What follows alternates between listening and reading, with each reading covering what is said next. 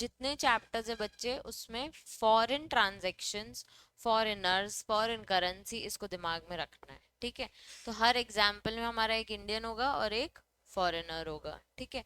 अब हम एक चैप्टर चालू कर रहे हैं जो बेस है फॉरेन एक्सचेंज मैनेजमेंट, ठीक है। बहुत लोगों को समझता नहीं है, तुम तो इंटेलिजेंट हो, पर बहुत लोगों को नहीं समझता व्हाट इज फॉरेन एक्सचेंज, ठीक है। What is foreign exchange? Foreign currency, ठीक है। फॉरेन एक्सचेंज में हम बात करते हैं कि जितनी भी हमारी फॉरेन करेंसी है उसका रेगुलेशन, उस पे कितने रिस्ट्रिक्शंस लगाने हैं, उस पे कितने प्रोहिबिशंस लगाने हैं, वो मैनेजमेंट का काम हमारा फेमा एक्ट करता है। अगर सुना होगा तो पहले बोलते थे लोग एक फेरा होता है और एक फेमा होता है, तो फेरा एक्ट को रिपील किया है हमारे फेमा एक्ट में, ठीक है। अब हमको फेरा बिल्कुल नहीं, फॉरेन एक्सचेंज रेगुलेशन एक्ट, ठीक है।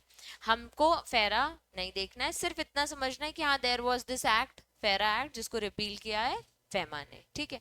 अब फेमा में उन्होंने, मैंने जैसे बताया, मैं तुम्हें एक स्टोरी लाइन बता देती हूँ कि पूरे ये सारे में क्या क्या होगा, ठीक है।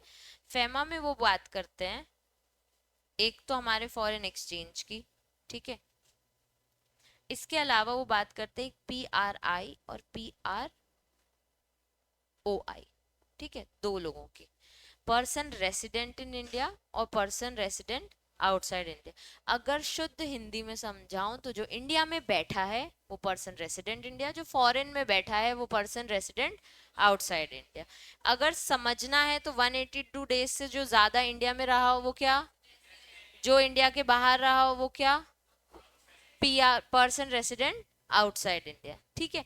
इसमें इसकी डिटेलिंग हमको है कि पर्सन रेसिडेंट इंडिया की छोटी सी डेफिनेशन है वही 182 डेज वाली, आउटसाइड इंडिया की एक डेफिनेशन है कि वो कौन होते हैं, पर बेसिक मतलब ये जो इंडिया में बैठा है वो PRI और जो आउटसाइड बैठा है वो PROI।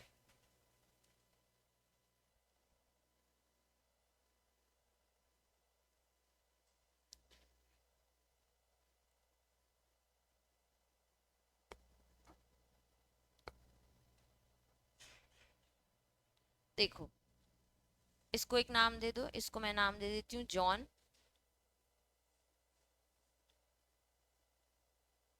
ठीक है। इसको एक इंडियन नाम दो, लवीना दे देते हैं, ठीक है। क्या बोला अंश? जॉन ही नहीं रहे, Johnny will be an English name only ना, तो हमें एक इंडियन नेम देना था, ठीक है। ये हमारी इंडिया में रहती है, तो ये कौन हो गई, ये कौन हो गया। अब अगर लवीना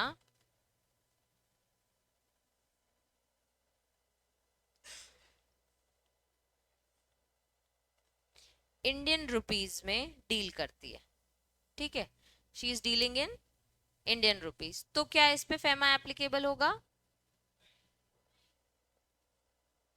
किस में डील कर रही है ये, इंडियन रुपीज में, तो क्या फेमा एप्लीकेबल होगा, नहीं।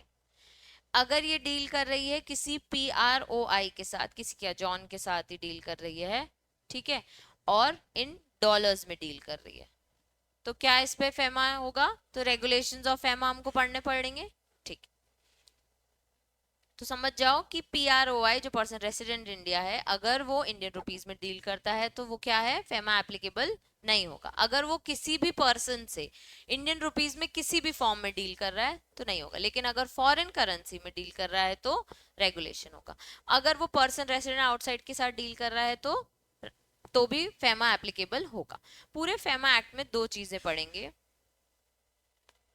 Current account transactions, capital account transactions. क्या होते हैं current account, capital account? Current में क्या आते हैं, रेगुलर बेसिस के, तो हम बोलते हैं इंपोर्ट एक्सपोर्ट का बिजनेस जो कर रहा है, और कैपिटल लॉन्ग टर्म में क्या, फॉरेन एक्सचेंज के हिसाब से सोचो ना, कि करंट अकाउंट में मैंने बताया इंपोर्ट एक्सपोर्ट, समझ लो कोई एसेट परचेज कर रहा हो या लाइबिलिटी क्रिएट कर रहा हो, ठीक है, तो इसको हमने बोल दिया P&L, इसको हमने बोल दिया बैलेंस शीट, ठीक है। अब ये जो हमारा फॉरेन एक्सचेंज मैनेजमेंट है वो बात करता है कि आप यहाँ से बैठ के फॉरेन में डील कर सकते हो, पहली बात। ठीक है, हम घूमने जाते हैं फॉरेन, ठीक है, तो कुछ पैसे ले जाते हैं, तो क्या इंडियन रुपीज लेके जाके वहां पे सामान खर्च कर सकते हैं क्या? उसके लिए हमें क्या लगेगा? Foreign currency. फॉरेन करेंसी कहाँ से आएगी? एक्सचेंज कराने से। ठीक है, तो ये जो एक्सचेंज करके देते हैं इनको हम बोलते हैं ऑथराइज डीलर। ठीक है, ये वो लोग हैं जो आपको मनी एक्सचेंज करके देंगे। अगर आप वो मनी एक्सचेंज यहाँ पे प्रोसेस कराते हो तो आपको कुछ चार्जेस लगेंगे। जैसे 500 का डॉलर में आप करवा रहे हो तो आपको वो डॉलर भी मिलेगा और कुछ एक्स्ट्रा चार्ज जो मनी एक डीलर भी आपसे लेगा। तो सपोज डॉलर का रेट आज हम मान लेते हैं, सपोज 90s में कुछ चल रहा है तो 100 मान लेते हैं। ठीक है, तो ₹500 है। ठीक है, इसका डॉलर कितना मिलेगा? $5। ठीक है, $5 मिलेंगे, प्लस आपको यहाँ पे कुछ 120 या 180 या 300 रुपीज एक्स्ट्रा भी पे करने पड़ेंगे क्योंकि आपने मनी एक्सचेंज कराया, वो सर्विस आपसे ली है। This is for general knowledge. तो कुछ ऐसे रेट पे, अब ये तुम्हें एग्जैक्ट रेट पे मिल गया। ठीक है, हो सकता है कि तुम यहाँ से अगर कराओ इंडिया से, तो क्योंकि हमारा मैनेजमेंट अच्छा है, हमारे पास बहुत सारे डॉलर्स रखे हुए हैं, तो हमें ये 5 का $6 भी दे सकते हैं कि सही रेट पे आपको हम देंगे। मतलब जो आपका एक्सचेंज रेट है वो हम सही भी आपको दे सकते हैं, एकदम एक्यूरेट ना दे। फॉरेन में जाके डील करोगे, अगर वहां जाके बैंक से कराओगे तो वो आपको एग्जैक्ट रेट और शायद और एक्स्ट्रा भी चार्ज, मतलब हो सकता है आपको $4 ही मिले। ठीक है, क्योंकि उनको क्या करना है? आपकी करेंसी सेव करके रखनी है। हमको क्या करना है? फॉरेन करेंसी सेव करनी है। अब जब हम बात करते हैं करंट अकाउंट कैपिटल ट्रांजेक्शन्स, ये ट्रांजेक्शन्स करने के लिए आपको फॉरेन एक्सचेंज लगेंगे। प्लस ये ट्रांजेक्शन्स करना अलाउड है, but they are some prohibited transactions भी। ठीक है, अब घूमने गए तो डॉलर लेके जा सकते हो। ठीक है, पढ़ने गए लेके जा सकते हो, एम्प्लॉयमेंट के लिए गए लेके जा सकते हो, मेडिकल इश्यूज है लेके जा सकते हो, वहां पे कोई ग्रैंड पेरेंट्स रहते हैं उनसे मिलने जाना है लेके जा सकते हो। तो ऐसे कौन से करंट अकाउंट ट्रांजैक्शंस होंगे जिसके लिए हम यहाँ पे फॉरेन एक्सचेंज लेके नहीं जा सकते? तुमको क्या लगता है कि इलीगल पर्पसेस, गलत पर्पसेस, ब्लैक मनी? तो जब आप एक्सचेंज करने जाते हो तो वो आपसे पूछते हैं कि ये ₹500 कहाँ से कमाए।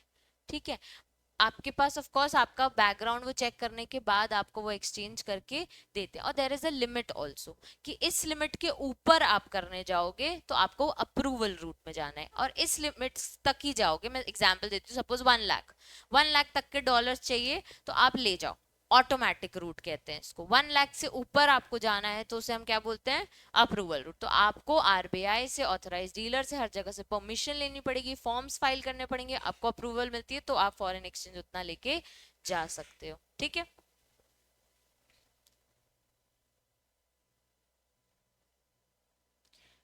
पूरे पूरे जितने अब चैप्टर्स बचे हैं उसमें ध्यान से रीड करना, क्लास में सब समझ आता है। ठीक है, घर जाके पढ़ के बहुत सारे एंटीनास खड़े हो जाते हैं कि ऐसा हुआ तो ऐसा हुआ, तो बड़ा स्ट्रेट समझाऊंगी और उसको स्ट्रेटली समझना, इसमें कुछ भी घुमा के नहीं लिखा है।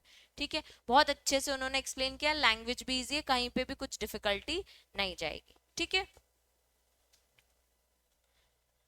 जो फॉरेन एक्सचेंज मैनेजमेंट एक्ट है ये हमारा कब आया था? ठीक है, और एक्ट एक्चुअली में इफेक्ट हुआ था 2000 में। ठीक है, तो बेसिक उन्होंने बताया कि फेरा को उन्होंने क्या किया है?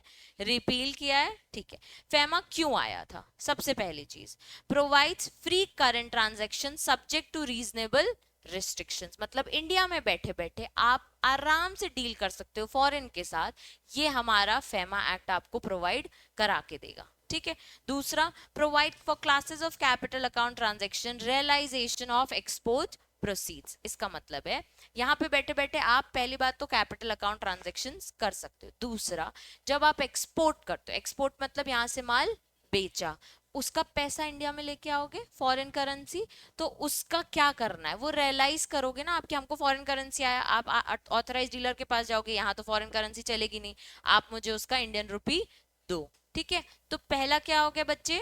Current account transaction. दूसरा क्या हो गया?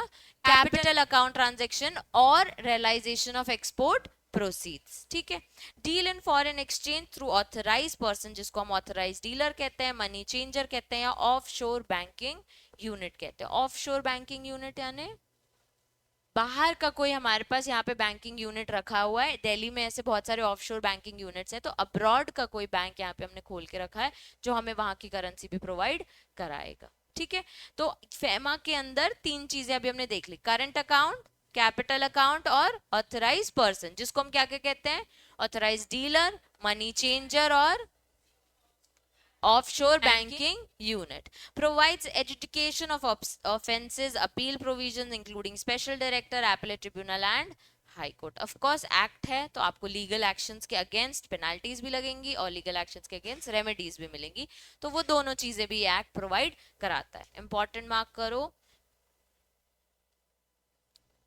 और एक बार रीड करो।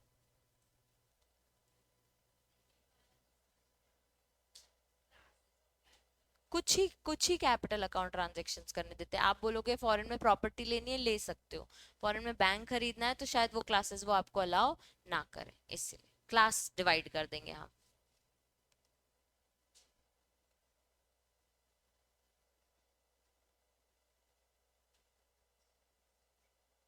उसको दिखाओ तो बुक, अच्छा यहाँ से पढ़ रही है, ठीक है।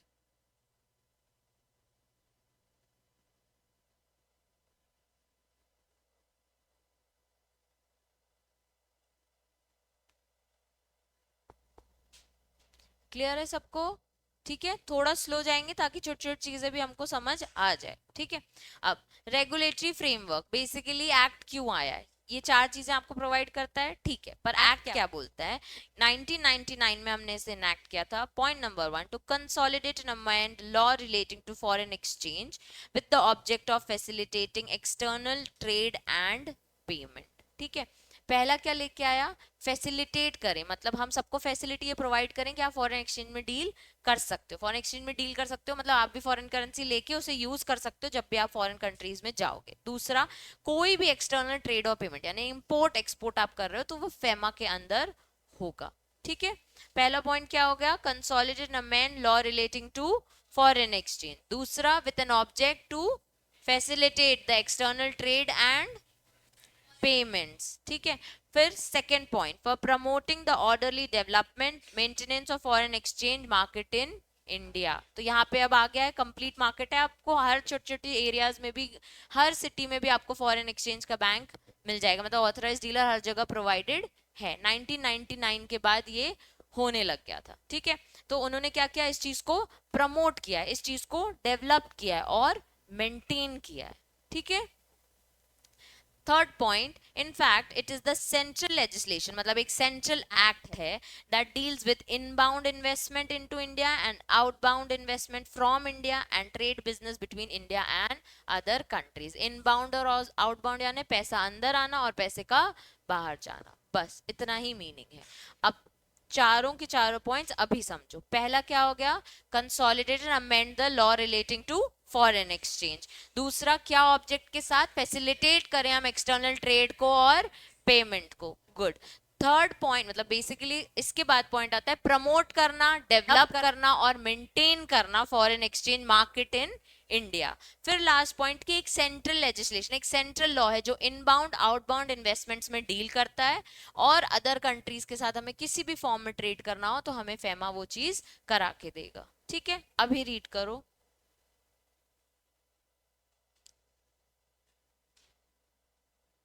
और स्टिकी नोट है सबके पास, लगाओ।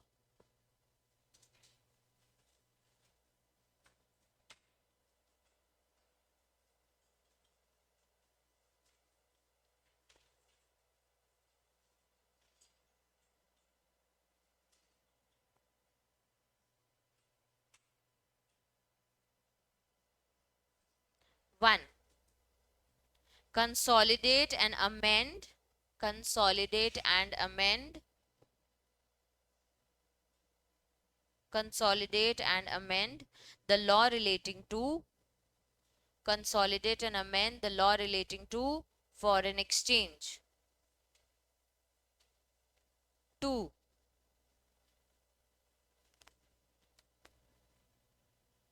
object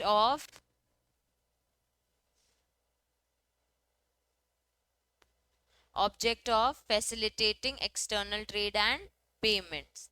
Second point, object of, अंश sticky note नहीं है क्या, वहां पे पॉइंट्स बनाओ इसको और ले लेते हैं उससे, आदर्श से। गुड, लिख तो रहा है कम से कम वो। ऑब्जेक्ट ऑफ, एटलीस्ट याद हो जाएगा अभी, facilitating external trade and payments. Third point. Third point. इतना लिख लिया, external trade and payments.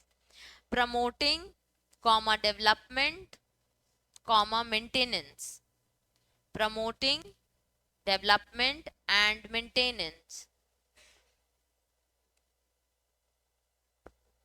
Foreign exchange market in India. Foreign exchange market in India. Fourth point. Central legislation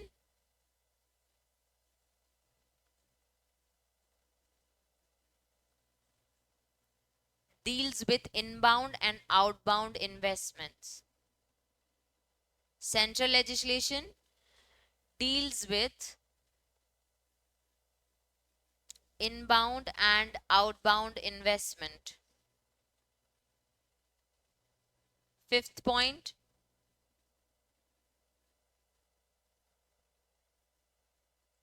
Fifth point. Easy trade and business. Easy trade and business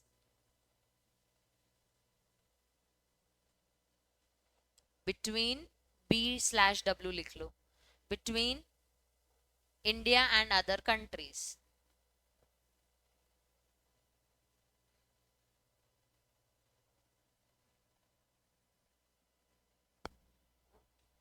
अब पूरा act इस object को दिमाग में रख के समझना।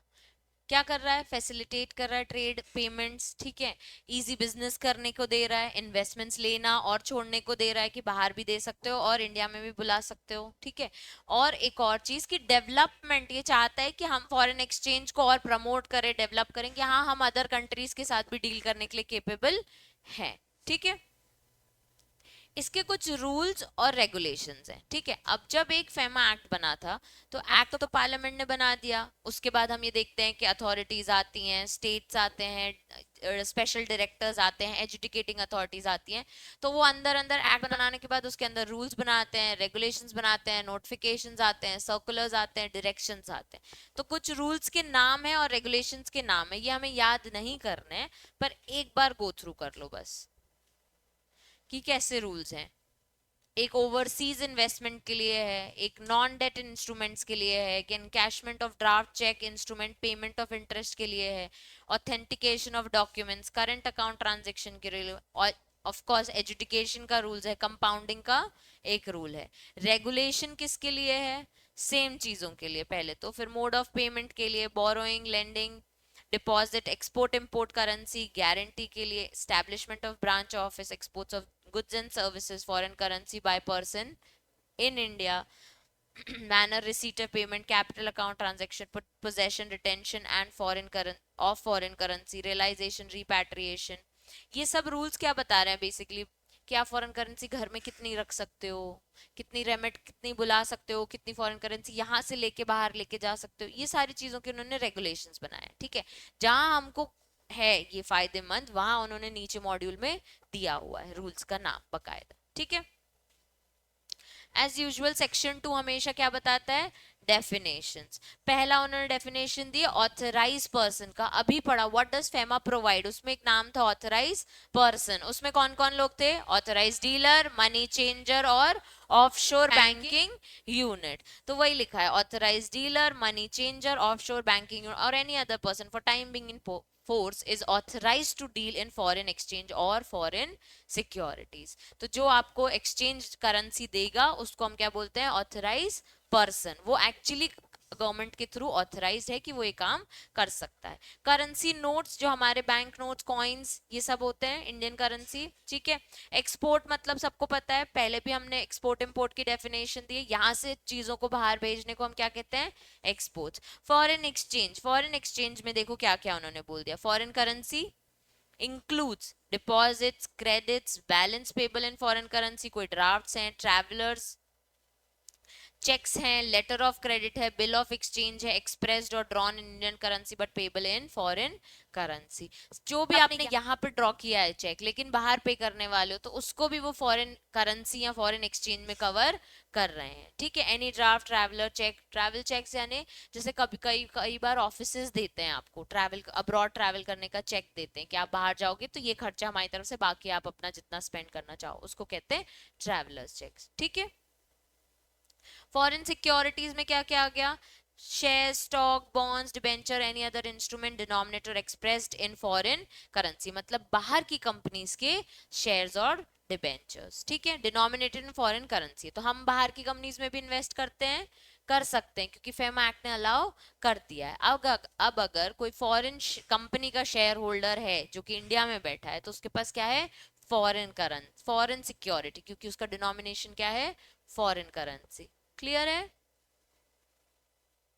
जिसमें इंटरेस्ट और डिविडेंड ये सब आपको इंडिया में मिलेगा, तो हो सकता है वो फॉरेन करेंसी में मिले, फिर आप उससे बोलो कि इंडियन रुपीस दो, या फिर हो सकता है डायरेक्टली आपके बैंक अकाउंट में आ जाए तो वो इंडियन, लेकिन आएगा रेमिट होके तो बाहर से आएगा ना, तो वो बैंक अकाउंट में दिखेगा कि फॉरेन कंपनी से आ रहा है, किसी जॉन नाम के बंदे से आ रहा है, ठीक है। चलो पर्सन की डेफिनेशन देखो, इंडिविजुअल, एचयूएफ, कंपनी, फर्म, हर एक्ट में देते हैं पर्सन की definition. Association, body of individual weather incorporated in India और नॉट, एजेंसी हो गई कोई, ब्रांच ओन्ड और कंट्रोल बाय सच पर्सन, या फिर कोई आर्टिफिशियल पर्सन, ठीक है। अब मैंने बताया था पर पीआरआई, पीआरआई की डेफिनेशन देखो, any person residing in India more than 180 days को हम क्या बोलते हैं? इंडियन रेसिडेंट है during the course of preceding financial year. उसके बाद इंपॉर्टेंट, अब ध्यान से देखना, however two categories of person are excluding from the purview of definition. दो लोग हैं, दो कैटेगरी है जो हम इससे एक्सक्लूड करते हैं। इंक्लूड क्या कर रहे हैं? जो 180 डेज से ज्यादा इंडिया में रहा है। फर्स्ट कैटेगरी है कि बाहर गया है, who has gone out of India, who has stayed outside India or taken an employment outside India for carrying an business outside India, vocation. The definition also includes who stays outside India or any purpose in such circumstances has indicated his intention to stay outside India for an uncertain period. तो उसको हम PRI नहीं बोलेंगे, उसको हम क्या बोलेंगे? PROI। ये बात मेरी समझो, वो पर्सन जो 180 डेज से यहाँ इंडिया में रह रहा है, ठीक है तुम रेसिडेंट हो, लेकिन कोई पर्सन जो इंडिया में बाहर रह रहा है किसी अनसर्टेन पीरियड के लिए, या एम्प्लॉयमेंट इंडिया में ही, इंडिया के बाहर करता है, ठीक है, या फिर इंडिया के बाहर घूमने गया है या बिजनेस चालू कर रहा है, तो उसको हम पर्सन रेसिडेंट इन इंडिया नहीं बोलेंगे, उसको हम क्या बोलेंगे? Person resident outside India. Second category में वो बोल रहे हैं एक्सक्लूड हम करेंगे इन लोगों को, who a person who has came to stay और stays in India either in case otherwise than for taking up employment in India, for carrying in business or vocation in India, or any other person in such circumstances indicate his intention to stay in India for an uncertain period. अब second category of the person which have been excluded from the definition, अब ये otherwise then समझ रहे हो? ये include होगा, इसके अलावा जो लोग हैं उसको हम क्या बोलेंगे? PROI। तो ये वाले लोग क्या हो गए? PRI।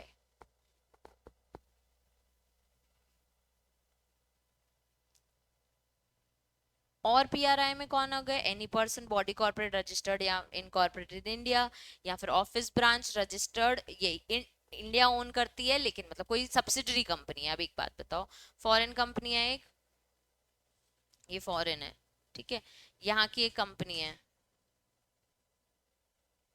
इसने क्या किया? इंडिया में एक सब्सिडरी खोली है अपनी, ये सब्सिडरी को क्या बुलाओगे? इंडियन कंपनी की फॉरेन कंपनी? क्यों फॉरेन कंपनी? रजिस्टर्ड कैसे, किस एक्ट में अंडर होएगी? कंपनीज एक्ट के अंदर होगी, तो उसको हम क्या बोलेंगे? Indian company. भले तुम कहीं की भी हो, इंडियन कंपनी बोलेंगे, क्योंकि कंपनीज एक्ट 2013 में रजिस्टर हो गया, और किसी भी कंपनी को इंडिया में खोलना है तो हमारा एक्ट फॉलो करना पड़ेगा। हमारी कंपनी बाहर के एक्ट में बनेगी, अगर हमारी इंडियन कंपनी की कोई सब्सिडी बाहर बन रही है तो वहां के कंपनी लॉ, तो उसको हम फिर वहां फॉरेन कंपनी बोलेंगे। लेकिन इंडिया में इनकॉर्पोरेट हो रही है कोई भी कंपनी, चाहे किसी की भी सब्सिडी, उसको हम क्या बोलेंगे? Indian company. क्लियर है? तो अगर क्वेश्चन आता है बच्चे, what is who is person resident in India, तो बताना है आपको पहली बात, any person who has stayed in India for more than 180 days, but it exclude two categories. पहली कैटेगरी क्या है? जो बाहर एम्प्लॉयमेंट के लिए गया हो, बिजनेस करने गया हो, वेकेशन के लिए गया हो, अनसर्टेन पीरियड रहने के लिए गया हो, उसको हम क्या बोलेंगे? PROI, यानी पर्सन रेसिडेंट इंडिया नहीं बोलेंगे। और कोई भी लोग जो इंडिया में जॉब करने आ रहा हो वो PRI, जो इंडिया में बिजनेस करने आ रहा हो वो PRI, पर इनके अलावा लोग क्या हो गए? PROI। ठीक है? क्लियर है सबको? एक बार रीड कर लो।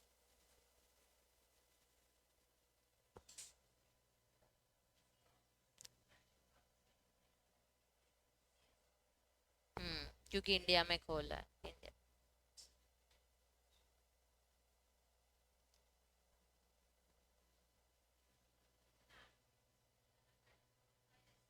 आउटसाइड इंडिया लिखा है ना। फिर any office, branch, agency outside India owned और controlled by person resident in India. बाहर खोली है लेकिन हम यहाँ से कंट्रोल कर रहे हैं, तो उसको भी हम PRI कहेंगे। हमारे हाथ में है ना सारा कंट्रोल, सब कुछ। दोनों चीजें कवर कर रहा है ना। वोकेशन वही बिजनेस का, कुछ ना कुछ जो बिजनेस एम्प्लॉयमेंट में इंडिया में हो लेकिन वहां बिजनेस के काम से गए हो, अपनी कंपनी के, वो वोकेशन पीरियड के लिए गए हो। कुछ टाइम, एक आध साल के लिए भेजते हैं जैसे।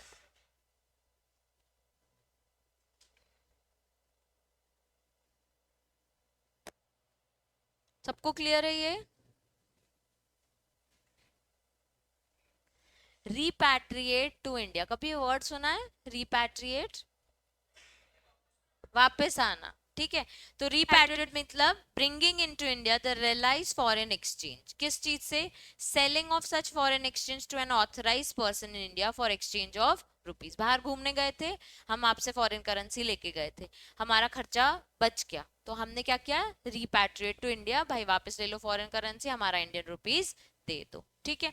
The holding of realised amount in an account with an authorised person in India to extend notified by RBI। अब तुम्हारे लिए एक नॉलेज, हमारे को चाहिए अगर, तो हम ऑथराइज डीलर के पास अपना एक बैंक अकाउंट खुलवा सकते हैं। ठीक है? हम क्योंकि आए दिन फॉरेन जाते हैं तो हमको फॉरेन करेंसी लगती रहती है, तो हमने क्या किया, हम घर पे तो रख नहीं सकते इतनी फॉरेन करेंसी, तो हमने क्या किया, आपके यहाँ एक बैंक अकाउंट खुलवा दिया। हम उसमें आके फॉरेन करेंसी डाल लेंगे, अपने इंडियन रुपीज आपसे ले जाएंगे। हर थोड़े थोड़े अमाउंट के लिए हम आपसे पर्सनली डील कर रहे थे, लेकिन अब हमारा रोजाना आना जाना है, तो हमने आपके पास क्या कर लिया, एक अकाउंट खुलवा लिया, हम उसमें डाल देंगे, तो पैसा अल्टीमेटली रिपैट्रिएट टू इंडिया है, क्योंकि ऑथराइज डीलर के पास जो मेरा बैंक अकाउंट है, रुपी डिनोमिनेटेड क्रेडिट, इसको यही ऐसा कुछ नाम देते हैं, अभी अपन आगे देखेंगे कि उसका कंप्लीट एक बड़ा सा नाम है, जिसको हम बोलते हैं कि बाहर के रूट से पैसा उसमें आके जमा करते हैं हम। ठीक है? तो वो हमने बैंक अकाउंट आपके पास खुलवा लिया है, उसमें हमने पैसा डाल दिया, उसको भी हम क्या बोलेंगे? Repatriate to India.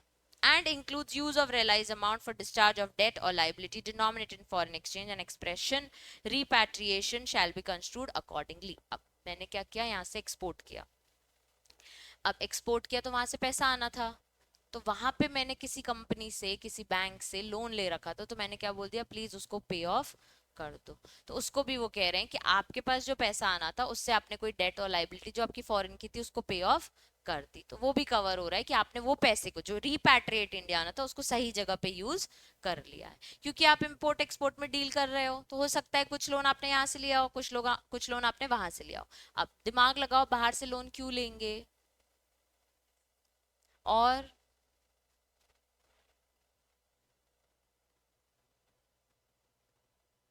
बिजनेस करने के हिसाब से सोचो, कंपनी सेक्रेटरीज वहां पे इन्वेस्ट करने के लिए लोन ले लेंगे।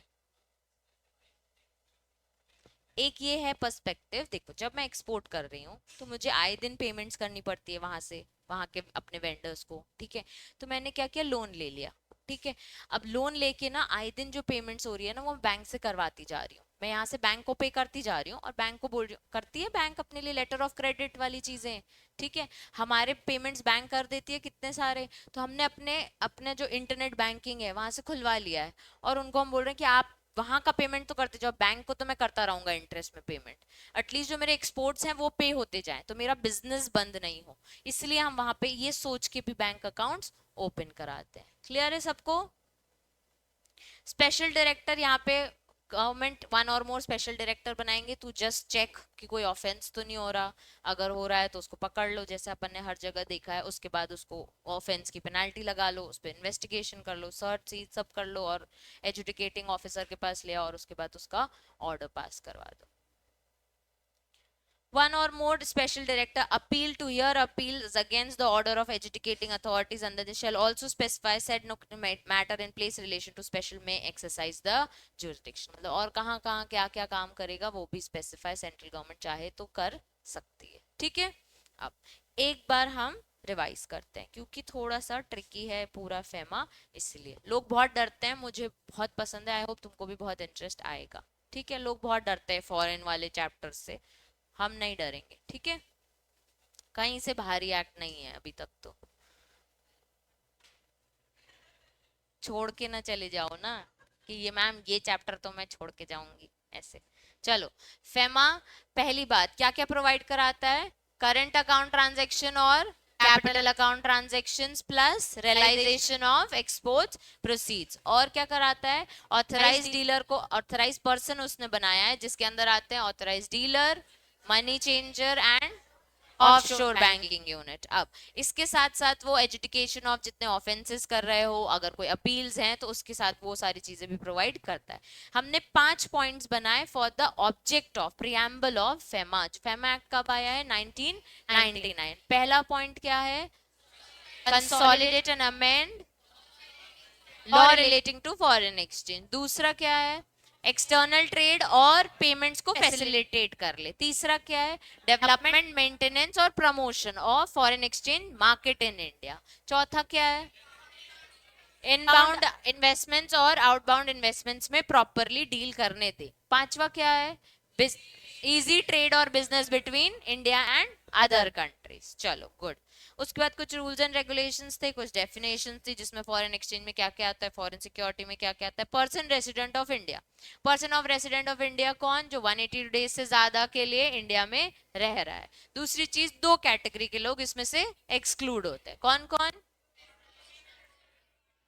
जो बाहर बिजनेस करता हो, एम्प्लॉयमेंट करता हो, वोकेशन के लिए गया हो या फिर अनसर्टेन पीरियड के लिए बाहर रहना, उसको हम पीआरआई कभी डिक्लेयर नहीं करेंगे. और वो लोग, इन सबको छोड़ने के बाद जो हम 4 पॉइंट्स अभी डिस्कस करेंगे, वो लोग भी पीआरओ आए हैं. तो पीआरआई कौन है? जो इंडिया में एम्प्लॉयमेंट के लिए हो, इंडिया में बिजनेस करने आया हो, इंडिया में वोकेशन के लिए आया हो या फिर यहाँ पे रहना चाहता हो. ठीक है.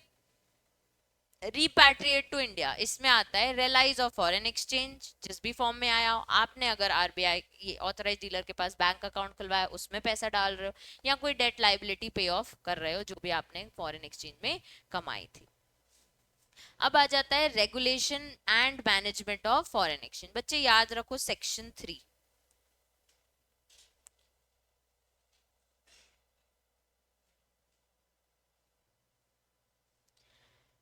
चैप्टर 2 का सेक्शन 3 बोलता है, पहली बात तो 3 से 9 डील करता है complete regulation management of foreign exchange. Section 3 बोलता है पहली बात, कोई भी पर्सन फॉरेन एक्सचेंज में डील नहीं कर सकता अदर देन ऑथराइज पर्सन. तो अगर तुम्हें फॉरेन एक्सचेंज में डील करना है तो ऑथराइज पर्सन के पास जाओ और फिर फॉरेन एक्सचेंज जितना चाहिए वो लो और जाके खेल लो अब्रॉड में. ठीक है. पहला point, prohibits any person other than N authorised person from dealing in transferring any foreign exchange और सिक्योरिटी टू एनी पर्सन और मेकिंग एनी पेमेंट टू और फॉर क्रेडिट और any person resident outside India in any manner receiving otherwise through an authorized person any payment or order in behalf of the person resident in India in any manner except provided in this act. शुद्ध शब्दों में अगर बताऊं तो clearly, मैं अगर एक Indian हूं तो किसी भी फॉर्म में फॉरेन एक्सचेंज में डील नहीं कर सकती. अगर मुझे डील करना है तो किसके थ्रू करना पड़ेगा? ऑथराइज डीलर के थ्रू. ना मैं पैसे ले सकती हूँ, ना मैं पैसे ट्रांसफर कर सकती हूँ, ना ही मैं पैसों का एक्सचेंज करा सकती हूँ. ये सारी चीजों के लिए कंप्लीटली क्या है मेरे पास? प्रोहिबिशन है. मैं इसके लिए अलाउड नहीं. फिर से एक बार देख लो, प्रोहिबिट कौन से पर्सन को कर रहा है? Other than authorise person from dealing in transferring any foreign exchange या फिर फॉरेन सिक्योरिटी। मतलब एक इंडिविजुअल को ये अलाउड नहीं है, कौन से इंडिविजुअल, जो ऑथराइज पर्सन नहीं है, या किसी भी पर्सन को कोई पेमेंट नहीं कर सकते, क्रेडिट पे नहीं दे सकते। कौन पर्सन? जो पर्सन रेसिडेंट आउटसाइड इंडिया है। इन एनी मैनर, किसी भी फॉर्म में पैसा ले नहीं सकते। अदरवाइज मतलब सिर्फ ऑथराइज डीलर से पैसे आप ले सकते हो पेमेंट करने के लिए, जब भी कहीं से कुछ भी पेमेंट आपको करनी होगी तो। और अगर कुछ और बात है, कुछ और डीलिंग करनी है पर्सन रेसिडेंट हाउस से, तो इस एक्ट में जो लिखा है उसी तरीके से आप उसमें डील कर सकते हो। ठीक है, या rules regulation made thereunder with general special permission of RBI. मतलब ऑथराइज डीलर के भी ऊपर जाना है तो आरबीआई की परमिशन लेके उसके ऊपर काम कर सकते हो। ये इसलिए दिया है क्योंकि एक लिमिट तक ऑथराइज पर्सन आपकी हेल्प करेगा, उसके ऊपर का पैसे से डील करना है तो आरबीआई से स्पेशल परमिशन लेनी पड़ेगी। ठीक है, सेक्शन 3 अगेन डी बोलता है प्रोहिबिट्स अ पर्सन। अब ये करंट अकाउंट ट्रांजैक्शंस हो गए, ऐसी बड़े transactions, enter into any financial transaction in India as consideration for in association with acquisition and creation और transfer of right any asset outside India except as provided under this act rules and regulation made thereunder. मतलब यहाँ बैठे बैठे abroad की कोई property खरीदनी हो, कोई लैंड खरीदना हो, कोई प्लॉट खरीदना हो, कोई बिल्डिंग खरीदनी हो, कुछ भी खरीदना हो, फ्लैट खरीदना हो, बिना इस एक्ट के रूल्स रेगुलेशंस को फॉलो किए आप वो काम नहीं कर सकते। तो कोई भी बड़ा फाइनेंशियल ट्रांजैक्शन जिसमें आप कोई राइट अक्वायर कर रहे हो टूवर्ड्स एनी एसेट, उसके लिए आपको क्या करना है? इस एक्ट के रूल्स रेगुलेशंस फॉलो करने हैं, नहीं तो आप क्या हो? प्रोहिबिटेड हो। ये आप नहीं कर सकते। कर तब सकते हो जब इस एक्ट के रूल्स एंड रेगुलेशंस फॉलो करोगे। तो except as provided in this act ऐसे लिखा है। क्लियर है? एक बार दोनों सेक्शन को जितना मैंने मार्क किया उतना उतना रीड करो।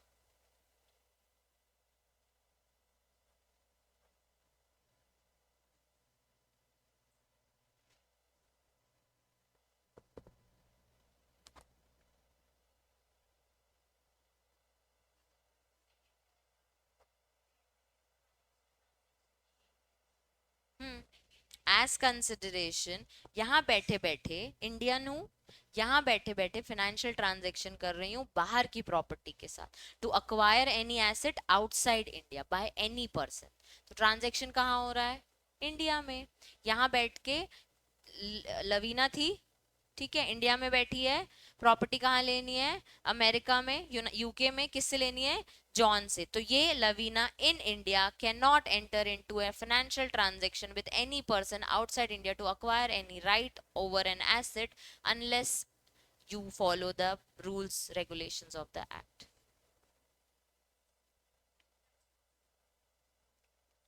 तो वही बात हो गई ना एक्ट से। हाँ, वर्ड नहीं लिखना है ऑथराइज पर्सन, पर बात तो वही हो गई कि कोई ना कोई से तो डील करके ही आप कमाओगे।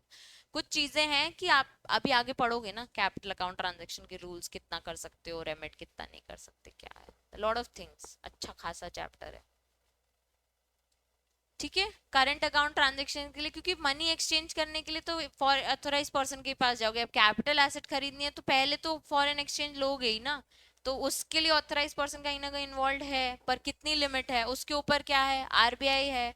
तो आरबीआई से परमिशन लेके कैपिटल एसेट लोगे, इसलिए उन्होंने बस इतना लिख दिया कि जो भी एक्ट में लिखा है उसके हिसाब से फॉलो करो। ठीक है, आ जाता है करंट अकाउंट ट्रांजैक्शन। ठीक है, the term current account transaction has been defined as to transaction other than capital account transaction। simple, जो कैपिटल नहीं वो क्या है? करंट है। ठीक है, इसमें इंक्लूड होता है कोई भी टाइप का payment in connection with foreign trade, मतलब general business, other current business services, short term banking, credit facilities in ordinary course of business, payment as due to interest on loan और net income from investments, remittance for living expenses of parents, spouse, children residing abroad, expenses connection with foreign travel, education, medical care, parents and spouse children. दिमाग में रखो, यहाँ से पैसा बाहर भेजना है, यहाँ पे पास जो हमारे फॉरेन करेंसी है ना वो आपको बाहर भेजना है, उसको बोल रहे हैं करंट अकाउंट ट्रांजैक्शन। फैसिलिटीज क्या क्या है? कोई इंटरेस्ट पे करना है, सर हमारा वहाँ पे चल रहा है काम, कोई इनकम पे हमें चाहिए, हमारे मम्मी पापा वहाँ रहते हैं उनको घूमने भेजना है, बच्चों की पढ़ाई का भेजना है, कोई एम्प्लॉयमेंट में है उसके लिए पैसा चाहिए। अब ये सारे पैसे आपको किससे लेने हैं? ऑथराइज डीलर से। पर अगर इन सारी सर्विसेज के लिए चाहिए, जो शॉर्ट टर्म बैंकिंग है, क्रेडिट फैसिलिटी, छोटे छोटे अमाउंट, छोटे छोटे खर्चे, वो किससे लेना है आपको? ऑथराइज डीलर से। और इन खर्चों को हम क्या बोल रहे हैं? Current account transaction. ठीक है। क्वेश्चन अगर आएगा what is current account transactions, तो तुमको ये पूरा पता होना चाहिए। पहली बात, करंट अकाउंट ट्रांजैक्शंस वो जो other than capital account transactions है। इसमें क्या क्या इंक्लूड होता है? नॉर्मल पेमेंट्स जो इन कनेक्शन विद फॉरेन ट्रेड, कोई भी सर्विस, कोई भी बिजनेस, कोई भी क्रेडिट फैसिलिटी जो कि शॉर्ट टर्म बैंकिंग हो, ठीक है। उसके बाद कोई इन्वेस्टमेंट से आपको इनकम भेजनी है, रेमिटेंस चाहिए, living expenses of the parents, बाहर बीवी रहती है, पति रहता है, उसके लिए खर्चे चाहिए, बाहर बच्चे रहते हैं, घूमने जाना है, ये सारे खर्चों के लिए आपको क्या चाहिए? करंट अकाउंट ट्रांजेक्शन्स को डिफाइन करने के लिए यूज करना पड़ेगा, ठीक है। Under the Act, freedom has been granted for selling and drawing foreign exchange from one to an authorized person by undertaking current account transaction. तो ये खर्चे किससे मिलेंगे? ऑथराइज पर्सन से। तो इसकी फ्रीडम आपको है, ठीक है। Section 5 allows any person to sell and draw foreign exchange to or from authorized person if such sale or drawal is current account transaction। मतलब बाहर से पैसा आया, ठीक है, तो आपने सेल करने फॉरेन एक्सचेंज, उसके बदले में आपको क्या मिलेगा? Indian rupee. बाहर जाना है तो क्या करना है? ड्रॉ करना है फॉरेन एक्सचेंज, तो इंडियन रूपी क्या करना पड़ेगा? देना पड़ेगा। दोनों चीजें उन्होंने किस में कवर की हैं? Current account transaction. तो बाहर पैसा भेजना हो या बाहर से पैसा मंगाना हो, तो इंडियन रुपीज में किस तरीके से एक्सचेंज करना है, वो किससे करना है? ऑथराइज डीलर से। तो जब भी फॉरेन एक्सचेंज की जरूरत होती है उसको हम क्या बोलते हैं? Current account transaction. उसमें कुछ रीजनेबल रिस्ट्रिक्शंस हैं जो हमारे रिजर्व बैंक ऑफ इंडिया ने लगा दिए हैं। There was then chapter also RBI, तुम लोगों को नहीं है, प्रीवियस में था, वो भी इंटरेस्टिंग था, ठीक है। फॉरेन एक्सचेंज में ड्रॉल को डिफाइन किया गया as to withdrawal of foreign exchange from an authorized person includes opening of letter of credit or use of international credit card, international debit card, ATM card or any other thing by whatever name called which has effect of creating foreign exchange liability। अब यहाँ से बैठ के ना मुझे foreign brands की shopping करनी है, तो मुझे अपने बैंक से फैसिलिटी चाहिए होगी, तो ये फैसिलिटी मैं ऑथराइज पर्सन से लूंगी। कि जब मुझे इंटरनेशनल ट्रांजेक्शन्स करना है ना, मुझे इंटरनेशनल नेट बैंकिंग चाहिए कि मुझे डॉलर्स में भी मैं पे कर सकूं, तो ये फैसिलिटी मुझे कौन दे रहा है? Authorise person. तो ड्रॉल की फैसिलिटी लेने में सब कुछ कवर हो रहा है। ऐसा नहीं कि जाके इंडियन रुपी दे रहे हो और फिर फॉरेन एक्सचेंज ले रहे हो। उसमें अगर आप ऑथराइज डीलर को बोल रहे हो एटीएम कार्ड बना दो, डेबिट कार्ड बना दो, मैं इतनी कैश नहीं लेके जाऊंगा, मुझे यहाँ से सिर्फ इंटरनेट बैंकिंग चालू कर दो कि मैं इंटरनेशनल ट्रांजेक्शन्स फोन से ही कर सकूं, इस सबको वो ड्रॉल के अंदर डिफाइन कर रहे हैं। क्लियर है?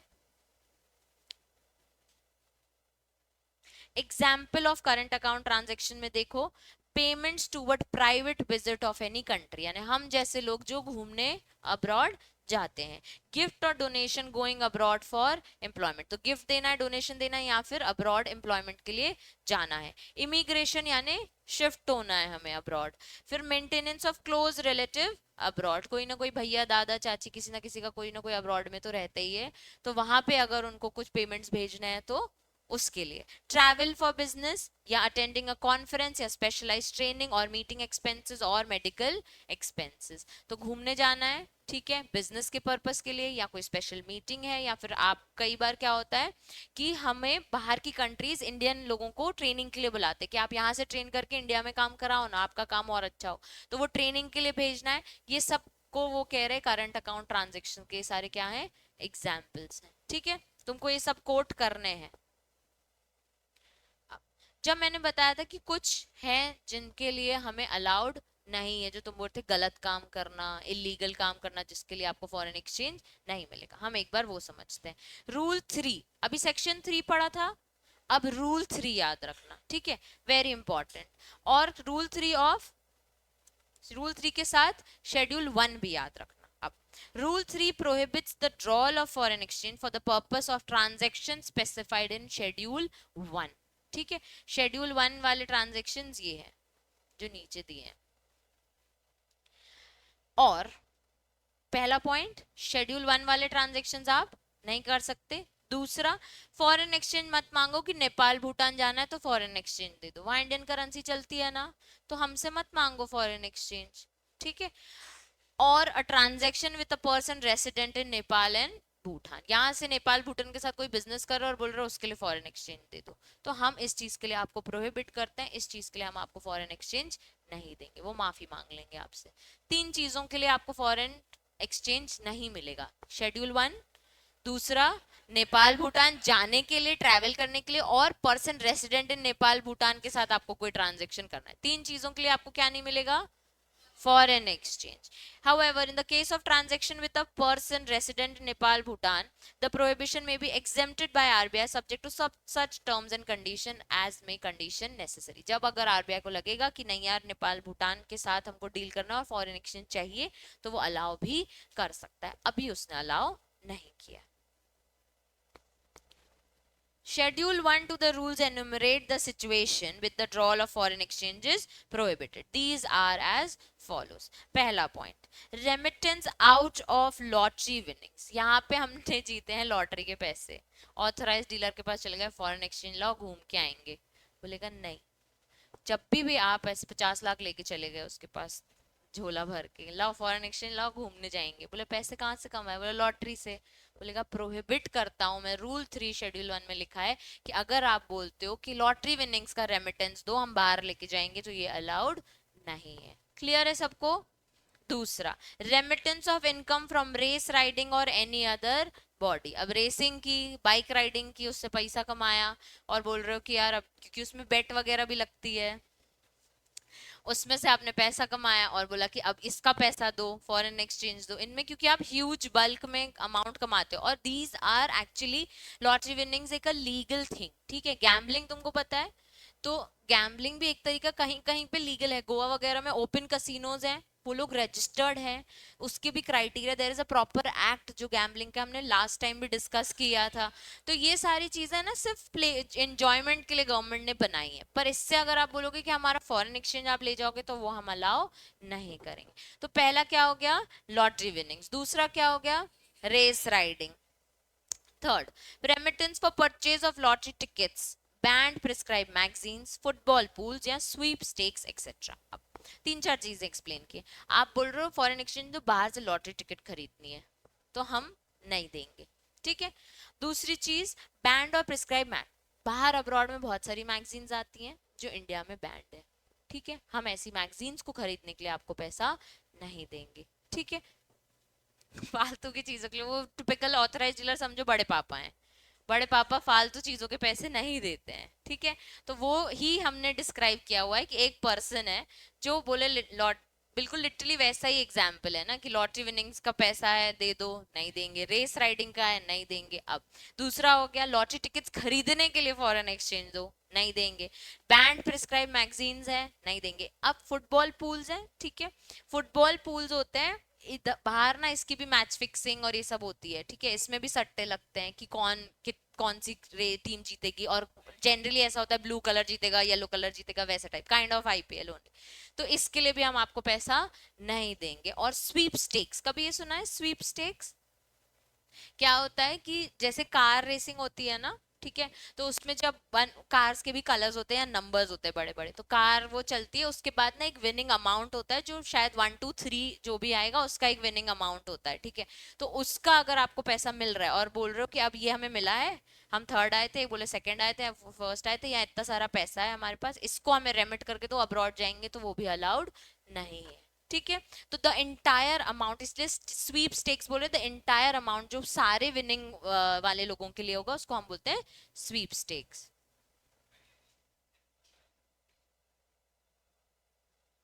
दूसरा सोर्स ऑफ इनकम ढूंढो।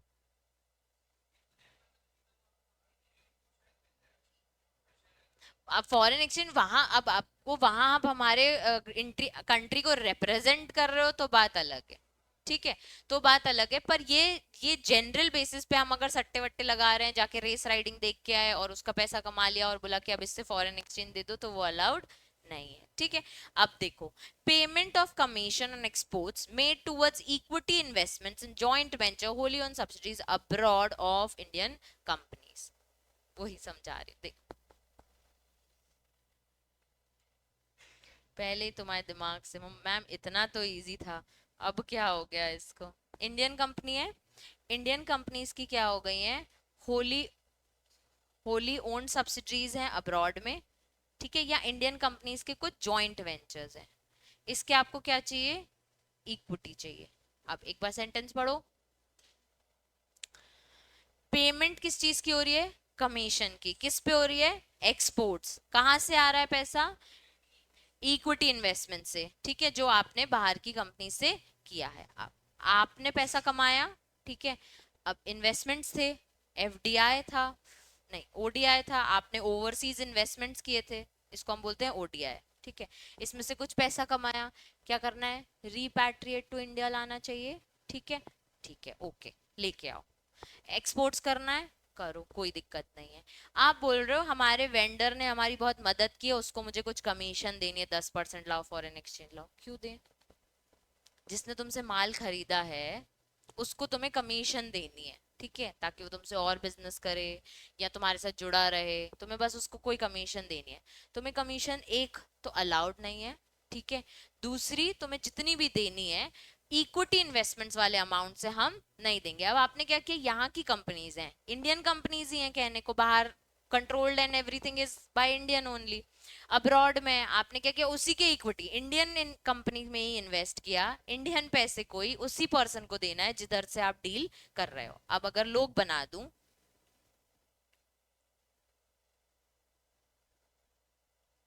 यहाँ पे बैठे हैं जॉन, ठीक है, इससे लवीना ने एक्सपोर्ट किया था इसको, ठीक है, इसको एक्सपोर्ट किया माल, इसने इसको 500 $500 दिए, ठीक है, $500 दिए, और वो बोल रही है मैं तेरे को और कांटेक्ट दिलवाऊंगी, तू मुझे इस चीज की कमीशन दे, ठीक है। तो तुमको डॉलर में ही पे करना पड़ेगा, ठीक है। अब इसने तो यहाँ दिया, तुमने जाके ऑथराइज डीलर से इंडियन रुपीज में उसको कन्वर्ट करा लिया। अब तुम्हें जब इसे कमीशन देनी है, तो तुम्हें कमीशन देनी है, तुम उसकी परमिशन लेके कमीशन दो, कोई दिक्कत नहीं। हमारी ही कंपनी जो अब्रॉड में है उसी के इक्विटी इन्वेस्टमेंट से बोलो डायरेक्टली वहीं पे कर दो ना। इन्वेस्टमेंट से कुछ ना कुछ पैसा कमाते हो, स्टॉक मार्केट से पैसा कमाते हो, तो अब्रॉड में जो कंपनीज हैं वो हमारी कंपनीज है, होली ओन सब्सिडरीज है, 100% हमारी ओन उसमें है इक्विटी, उसमें से पैसा कमा के बोल रहे हो कि वहीं पे कर दो, तो ये हम अलाउ नहीं करेंगे। फॉरेन एक्सचेंज जो इन्वेस्टमेंट्स कर रहे हो उसको पैसा यहाँ लेके आओ।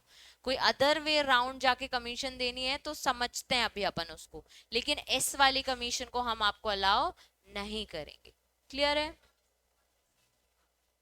क्योंकि तुम्हें अपने बाहर वाले वेंडर को कमीशन देनी है ना, तो तुम हमारा पैसा यूज कर रहे हो ना। कौन सी कंपनी बाहर है? तो बाहर है ना, लेकिन कंपनी किसकी है? हमारी। तो फॉरेन एक्सचेंज किसका है? हमारा है ना। तो तुम बाहर हमारा ही पैसा देने की बात कर रहे हो, तभी मैंने बोला एक और बार सेंटेंस पढ़ो। देखो, payment of commission on exports, सीधा सीधा बस, payment of commission on exports, export करते हो किसी ना किसी को कमीशन देनी है, ठीक है। Made towards in equity investments, वो पेमेंट किससे मेड करनी है आपको? इक्विटी इन्वेस्टमेंट से। इक्विटी इन्वेस्टमेंट्स किसमें की हुई है? होली ओन्ड सब्सिडीज या जॉइंट वेंचर्स। जॉइंट वेंचर्स यानी कहीं ना कहीं हमारा उसमें कंप्लीट स्टेक है। होली ओन्ड कंट्रीज, अरे हमारी ही कंपनीज हैं, उन्हीं का पैसा हमारा ही फॉरेन एक्सचेंज लेके हमारे ही पैसे को बोल रहे हो वहां पे दे दो, तो वो हम अलाउ नहीं करें, क्योंकि वो फॉरेन एक्सचेंज हमारा है, ठीक है। ये हम क्या करते हैं? प्रोहिबिट करते हैं। पहला क्या था? लॉटरी विनिंग्स का पैसा। दूसरा क्या था?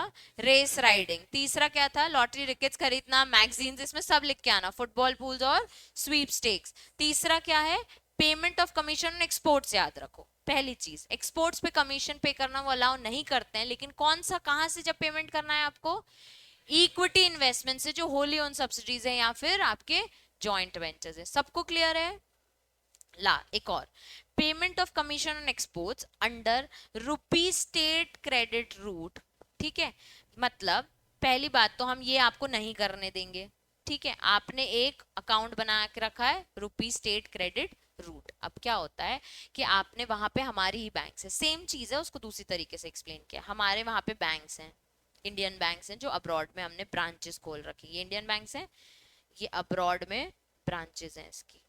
इनके पास मैंने अपना रुपी क्रेडिट रूट बनाया है, जो मैं अभी समझा रही थी, एलओसी वाला समझो, ठीक है। लेटर ऑफ क्रेडिट कि मैं एक्सपोर्ट्स करती हूँ, ठीक है, तो अब मैंने तुमसे लोन वोन ले रखा है, उसको जितनी पेमेंट करनी है वो बैंक करता जा रहा है, तो तुम्हारे पेमेंट्स के लिए ठीक है, तुम इसको क्या बोल रहे, कमीशन दे दो। तुमने लोन लिया है हमारे ही बैंक से, और उसको कह रहे हो कि उसकी एक्सपोर्ट्स की पेमेंट जो भी होगी, माल वो ले रहा है, इंपोर्ट कर रहे हैं हम, इंपोर्ट समझ रहे हैं, यहाँ लवीना बैठी है और यहाँ पे जॉन है, ठीक है। क्या कर रही है, जॉन से इंपोर्ट करती है, पेमेंट्स करना है कुछ, पेमेंट्स करने के लिए उसके पास अभी पैसा नहीं है, तो उसने क्या किया, हमारे ही ब्रांच के बैंक से बोला कि इसकी पेमेंट्स करते जाओ, मैं आपसे लोन लेती हूँ और विथ 3 मंथ्स में इंटरेस्ट पे आपको मैं कर दूंगी। तो जॉन को पेमेंट तो मिल रही है इंडियन बैंक के थ्रू, ठीक है। अब जॉन को वो बोल रहा है कमीशन भी दे दो, ठीक है, वो हम अलाउ आपको नहीं करेंगे, ठीक है, क्लियर है। तो किसी भी फॉर्म में आप बाहर पर्सन रेसिडेंट आउटसाइड इंडिया के साथ डील करते हो और बोलते हो कमीशन दे दो, तो कमीशन देने के लिए हमारा ऑथराइज डीलर आपको अलाउ नहीं करे, कंप्लीटली क्या करेगा, प्रोहिबिट करेगा। अब इसमें जो है पेमेंट ऑफ कमीशन और एक्सपोर्ट्स है। अब तुमने क्या किया है, एक्सपोर्ट्स किए हैं, तुमने ऑलरेडी अच्छा खासा तुम इंडिया में बिजनेस करते हो, बाहर से हमको फॉरेन एक्सचेंज ला के देते हो, अब जिससे ला के देते हो उसको कह रहे हो कमीशन दे दो, ठीक है। हम क्यों दें उसको कमीशन, तुम्हें और एक्सपोर्ट्स करना है, तुम अपने कम्युनिकेशन स्किल से करो, अपने बिजनेस को बेटर करो, अपनी क्वालिटी बेटर करो, हम उसको कमीशन नहीं देंगे। अब एक्सेप्ट, एक्सेप्ट लिख दिया उनने, commission up to 10% of the invoice value of exports of tea and tobacco, वो हमारे इंडिया का ही है, ठीक है। जो चाय पत्ती और गुटखा है वो इंडिया का है, ठीक है। इसको एक्सपोर्ट करने के लिए अगर आपको 10% की कमीशन देनी है तो दे देते हैं, क्योंकि इसमें हमारी कमाई बहुत है। समझ आया, पहला कौन सा हो गया, लॉटरी विनिंग्स, दूसरा रेस राइडिंग, तीसरा बैंड लॉटरी टिकट्स, मैगजीन्स या स्वीप टॉक्स या फुटबॉल पूल्स, फिर कमीशन ऑन एक्सपोर्ट्स अगर इक्विटी इन्वेस्टमेंट जो होली ओन सब्सिडीज से करनी है, दूसरा payment of commission of exports allowed नहीं है, अगर आप अपने रुपी क्रेडिट रूट से भी करने बोलोगे तो भी हम अलाउ नहीं, प्लस लेकिन हम अलाउ कर देते हैं कब, 10%, कब, टी और टबैको का एक्सपोर्ट करोगे तो दे दो 10% कमीशन, कोई बात नहीं, ठीक है। अब payment related to call back service of telephone, कभी इंटरनेशनल बात की है, पैसे कटते हैं, नहीं कटते, व्हाट्सएप कॉल करते हो क्या, नॉर्मली नॉर्मल कॉल, 1999 में व्हाट्सएप नहीं था, ठीक है।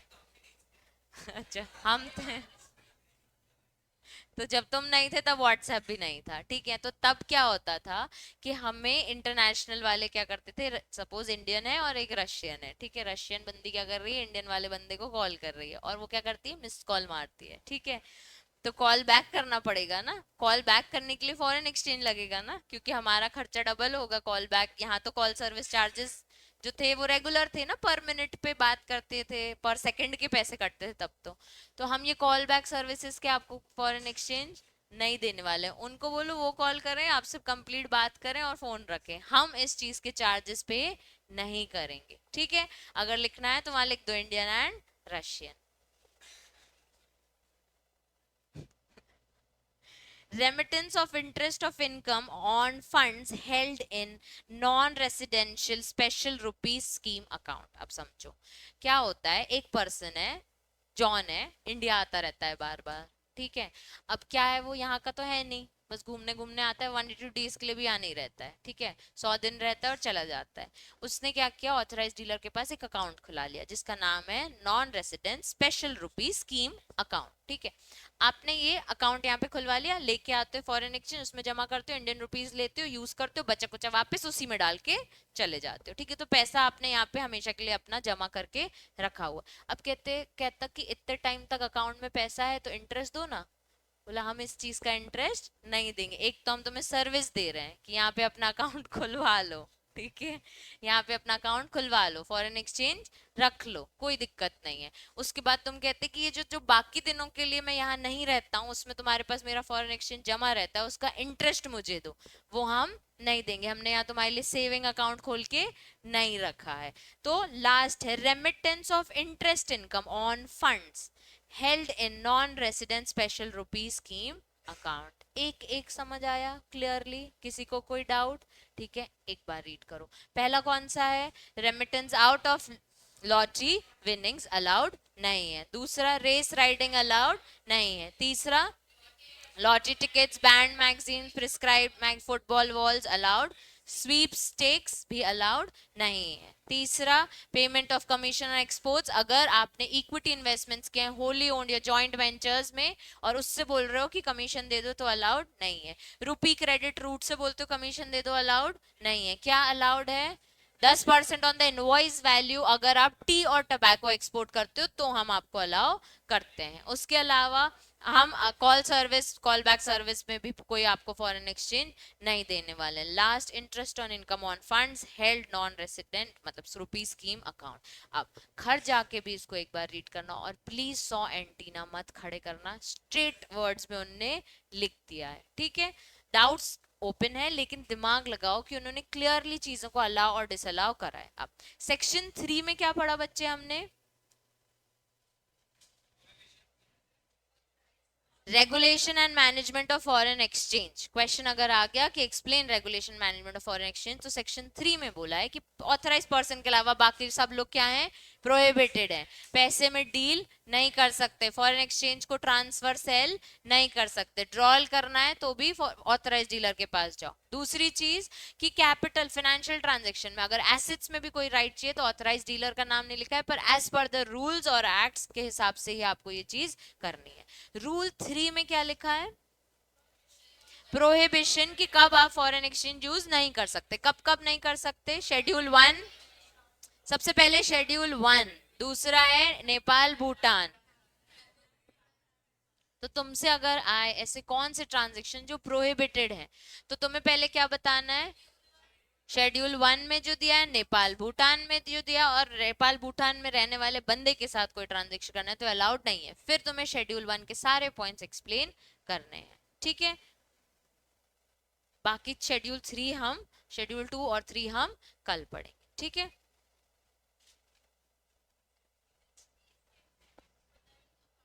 एक अकाउंट है जो अब हम एक्सपोर्ट्स करते हैं या हम इम्पोर्ट्स करते हैं, तो हम अब्रॉड में एक अकाउंट खोल के रखते हैं रुपी स्ट्रेट, तो हम वहां से ये सर्विसेज लेते हैं, चेक ड्रॉन की, लेटर ऑफ क्रेडिट की, मतलब आपको लोन दे दो बिजनेस करने के लिए, हमारे पेमेंट्स करा दो, वो सारी।